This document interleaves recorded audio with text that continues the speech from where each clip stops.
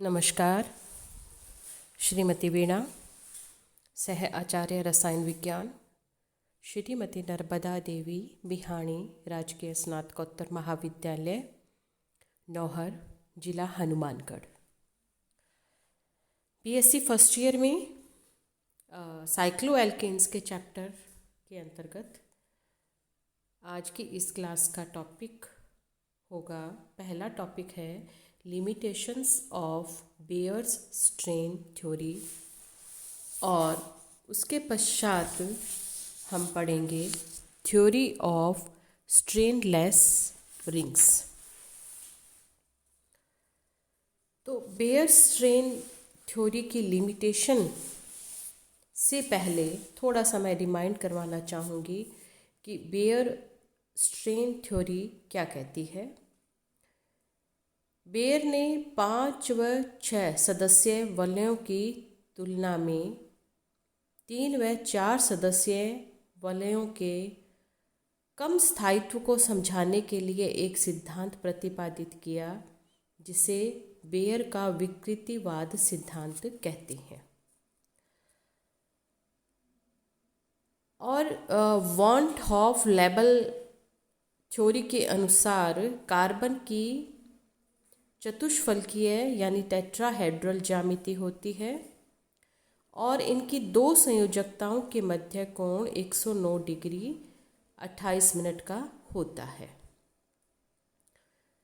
Cycloalkenes में ring के बनने पर संयोजकता कोण अपने सामान्य मान यानी 109 डिग्री 28 मिनट से विचलित हो सकता है, जिसके परिणाम स्वरूप अणु में आंतरिक विकृति उत्पन्न हो जाती है। तो ये विकृति उत्पन्न होने के कारण वह तनाव महसूस करता है। तनाव महसूस करने से उसकी स्टेबिलिटी लेवल अपेक्षाकृत कम हो जाता है और ऊर्जा स्तर उसका बढ़ जाता है। अब बेयर स्ट्रेन थ्योरी यह कहती है कि संयोजकता कोण के सामान्य मान जो 109 डिग्री 28 मिनट से विचलन जितना अधिक होगा, अणु में उतनी ही अधिक विकृति उत्पन्न होगी और अणु उतना ही कम स्थायी होगा।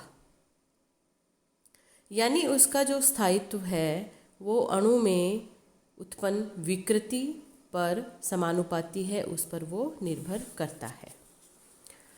तो इस आधार पर बेयर ने कई साइक्लोएल्केन्स की स्टेबिलिटी को समझाया, उसकी ऊर्जा स्तर को उन्होंने समझाया और उन्होंने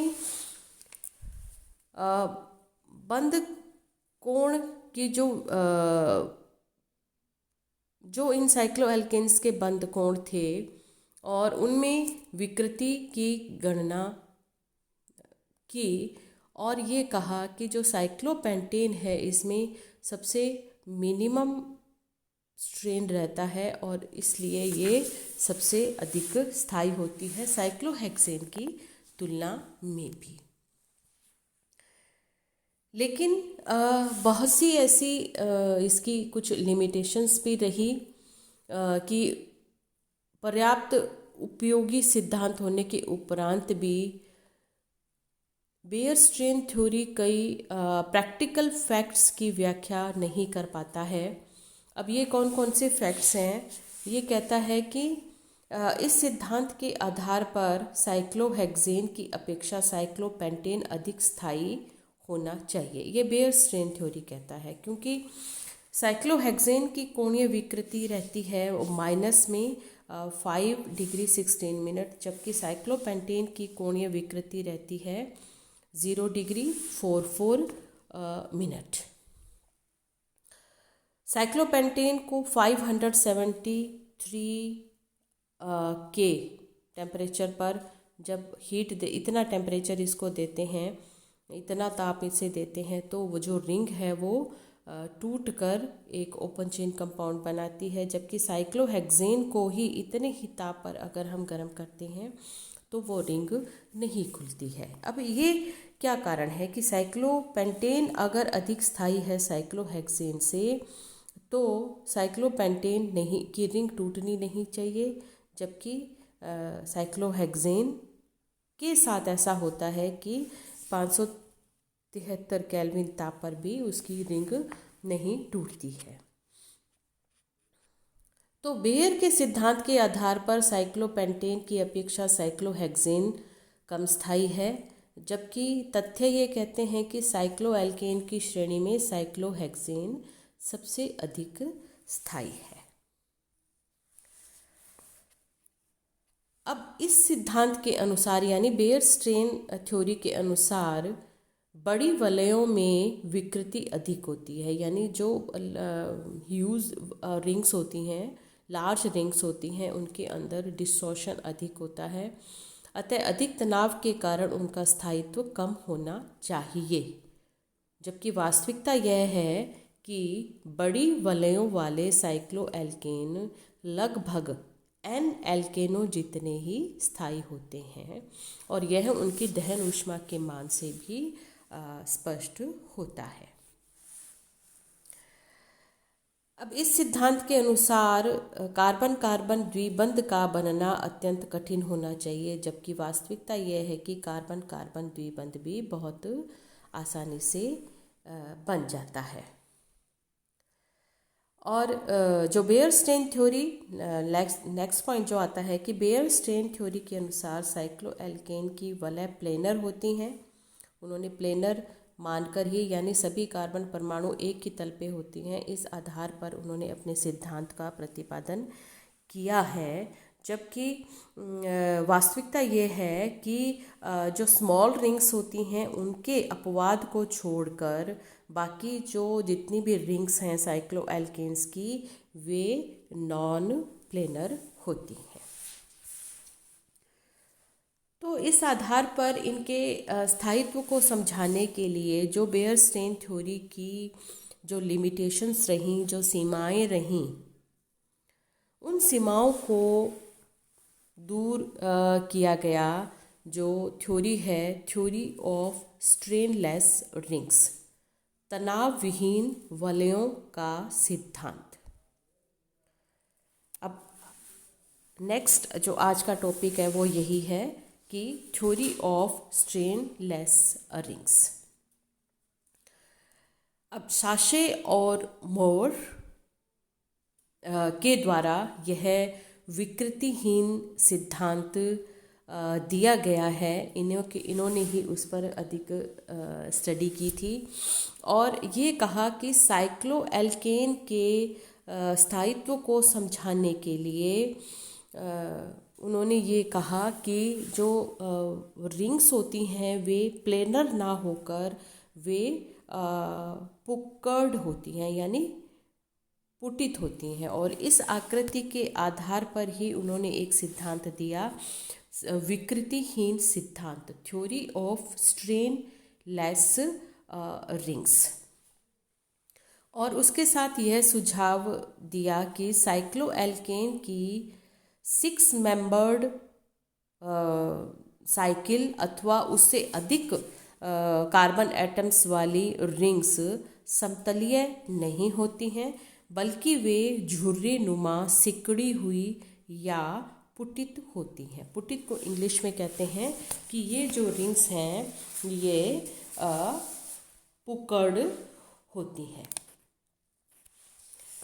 तो बेयर ने ये माना था कि संतृप्त वलय यानी सैचुरेटेड रिंग्स भी एरोमेटिक रिंग्स की भांति प्लेनर होती हैं, और इस आधार पर उन्होंने विकृतिवाद का सिद्धांत प्रतिपादित किया। अब इस सिद्धांत के अनुसार मैं एक बार पुनः ये आपको रिमाइंड करवा रही हूँ कि बेयर ने माना था कि जो सैचुरेटेड रिंग्स होती हैं वो एरोमेटिक रिंग्स की भांति प्लेनर होती हैं, और इस आधार पर उन्होंने विकृतिवाद सिद्धांत को प्रतिपादित किया। उसके अनुसार जो स्मॉल रिंग्स वाले जो कंपाउंड्स होते हैं उनकी स्टेबिलिटी एवं उनकी रिएक्टिविटी को आसानी से समझाया जा सकता है, लेकिन साइक्लोहेक्सेन और उससे जो लार्ज रिंग्स साइक्लोएल्केन्स होती हैं उनकी स्टेबिलिटी को बेयर सिद्धांत के आधार पर नहीं समझाया जा सकता।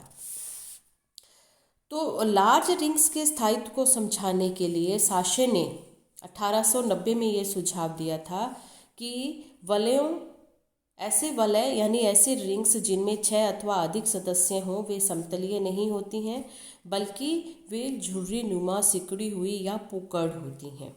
और इस अवस्था में क्योंकि समस्त कार्बन एक ही तल में स्थित नहीं होते, अतः उनका सामान्य बंद कोण बना रहता है, उसमें कोई विकृति नहीं आ पाती, अतः कोई तनाव उसमें उत्पन्न नहीं होता है, ये रिंग्स स्थायी होती हैं। अतः इन साइक्लोएल्केन की इन रिंग्स को स्ट्रेन लेस रिंग्स कहते हैं। और इस प्रकार से साशे ने ही इस सिद्धांत के आधार पर साइक्लोहेक्सेन की निम्न 2 प्रकार की उन्होंने तनाव वहीन वलों का स्ट्रक्चर बनाया। उन्होंने कहा कि साइक्लोहेक्सेन की 2 संरचनाएं होनी चाहिए। पहली है ये है बोट फॉर्म संरचना और दूसरी है ये है चेयर फॉर्म संरचना। ये पुक्कड़ हो गई हैं, इनके अंदर जो सामान्य बंद कोण है वह बना रहता है, इसलिए इनमें मिनिमम तनाव होता है और मैक्सिमम स्टेबिलिटी होती है। उसके पश्चात सन 1918 में मोहर ने इस सिद्धांत को आगे बढ़ाते हुए कहा कि साइक्लोहेक्सेन के नौका रूप की तुलना में यानी उसकी बोट फॉर्म की तुलना में जो चेयर फॉर्म है वो अधिक स्थायी है। और साइक्लोहेक्सेन मुख्यतः कुर्सी रूप में ही रहती है। और इन साइक्लोहेक्सेन के इन दोनों रूपों को हम कन्फर्मेशन कहते हैं, जैसे कि हमने इसके स्टीरियोकेमिस्ट्री में इनको पढ़ा था। और दोनों रूपों के जो मध्य ऊर्जा अंतर है वो बहुत कम होता है, लगभग 5 से 6 किलो कैलोरी पर मोल। ये एक दूसरे में तेजी से परिवर्तित भी होती रहती हैं और इसलिए इनको कमरे के ताप पर पृथक करना कठिन हो जाता है। अब जो ये साइक्लोहेक्सेन के जो कन्फर्मेशंस हैं ये उन्हें कहते हैं जो एकल बंध के घूर्णन से उत्पन्न होती हैं। और साइक्लोहेक्सेन के और नौका और जो कुर्सी रूप हैं ये एकल बंध के घूर्णन के कारण ही एक दूसरे में ये परिवर्तित होती रहती हैं, इसीलिए इन्हें कन्फर्मेशन भी कहा जाता है। अब जो चेयर कन्फर्मेशन है इसको कठोर या दृढ़ कहा जाता है क्योंकि यह किसी भी विकृति का विरोध ये करता है। तो जो दोनों ही रूप है वैसे इसमें तनाव विहीन होते हैं, क्योंकि दोनों में से किसी में भी बंद कोण का कोई तनाव नहीं है। फिर भी दोनों वलयों में से कोई भी पूर्ण रूप से तनाव मुक्त नहीं होती है, ऐसा कहा जाता है। थोड़े बहुत उसके अंदर स्टेरिक स्ट्रेन होता है या बॉन्ड अपोजिशन स्ट्रेन भी इनके अंदर रहते हैं। अब ये टेम्परेचर डिपेंडेंट भी होती है। किस प्रकार से कि अगर इनकी NMR स्टडी की जाती है साइक्लोहेक्सेन की, तो सामान्य ताप पर साइक्लोहेक्सेन का NMR स्पेक्ट्रम लेने पर केवल एक शार्प पीक प्राप्त होता है, जबकि 0 डिग्री से कम तापमान पर साइक्लोहेक्सेन का NMR स्पेक्ट्रम जो प्राप्त करते हैं तो उसके अंदर 2 शार्प पीक प्राप्त होते हैं, 2 शिखर उसमें प्रदर्शित होते हैं। उसका कारण यह है कि सामान्य ताप पर कुर्सी व नौका सरूपण एक दूसरे में तेजी से अंतर परिवर्तित होती रहती है, अतः जितने भी प्रोटॉन होते हैं वो समान होते हैं और NMR स्पेक्ट्रम में केवल एक ही पीक प्राप्त होता है। जबकि 0 डिग्री सेंटीग्रेड से कम ताप पर स्पेक्ट्रम अगर हम लेते हैं तो दोनों रूप अपने अलग अलग अस्तित्व में रहते हैं और कम ताप के कारण इनको वातावरण से भी इतनी ऊर्जा नहीं मिल सकती है कि वे परिवर्तनों की ऊर्जा का अवरोध को पार कर सकें। अतः अणुओं में 2 प्रकार के प्रोटॉन होते हैं जिससे NMR स्पेक्ट्रम स्पष्ट रूप से 2 शिखर उसमें प्राप्त होते हैं। अब जब हम बात करते हैं साइक्लोएल्केन्स की जो दीर्घ वलय हैं, इनके स्टेबिलिटी की जब हम बात करते हैं तो जो दीर्घ वलय हैं ये उनकी आकृति पुकड़ होती है और जो कार्बन जो बॉन्ड एंगल है वो 109 डिग्री 28 मिनट से अधिक विचलित नहीं होता है, अतः उनमें तनाव भी नहीं रहता और स्थायित्व भी उनका बना रहता है। तो जो स्ट्रेनलेस थ्योरी है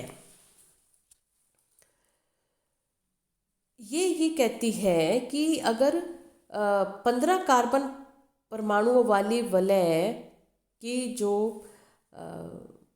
संरचना बनती है वो इस प्रकार से बनती है कि उनके अंदर बंद कोण में 109 डिग्री 28 मिनट से विचलित नहीं होता है, यानी वो वलय जो होती हैं वो विकृति हीन होती हैं और उनमें मिनिमम तनाव होता है और उनकी मैक्सिमम स्टेबिलिटी उनकी रहती है। तो यहाँ आप संरचनाएं देख रहे हैं, ये संरचनाएं हैं साइक्लोहेक्सेन के चेयर और बोट फॉर्म की। तो जो पहली संरचना जो है साइक्लोहेक्सेन की, ये स्टैगर्ड फॉर्म है। स्टैगर्ड फॉर्म होता है जिसके अंदर हाइड्रोजन परमाणुओं के मध्य पर्याप्त दूरी होती है और न्यूनतम उनका तनाव रहता है। और दूसरी संरचना जो है ये बोट फॉर्म है, उसके अंदर इक्लिप्स्ड ये संरचना है और इसके अंदर जो हाइड्रोजन परमाणु इक्लिप्स्ड होते हैं उनके मध्य जो तनाव है वो अपेक्षाकृत थोड़ा अधिक होता है, इसलिए उसका स्थायित्व जो है अपेक्षाकृत कम होता है। अगर हम बात करते हैं साइक्लोएल्केन के स्थायित्व के बारे में, तो स्टूडेंट्स जो बेसिकली जो स्ट्रेनलेस जो थ्योरी है, जो साइक्लोएल्केन्स के लार्ज रिंग्स के स्थायित्व को समझाने में कहीं तक सफल रही है और उसने स्पष्ट रूप से कहा है कि जो लार्ज रिंग्स होती हैं या जो दीर्घ वलय होती हैं, इनके अंदर कार्बन जो संरचना है, कार्बन परमाणु जो होते हैं वो समतलीय ना होकर उनकी संरचना पुटित होती है, यानी पुकर्ड रिंग्स होती हैं, जिसकी वजह से उनका बंद कोण सामान्य 109 डिग्री 28 मिनट से विचलित नहीं होता है, तनाव कम होता है और उनका स्थायित्व अधिक होता है। So thank you so much students. अब इसे आप पढ़ें और समझें और इसके पश्चात आप चैनल को सब्सक्राइब अवश्य करते रहें ताकि जो फर्दर नोटिफिकेशन है वो आपको मिलते रहेंगे। So thank you so much.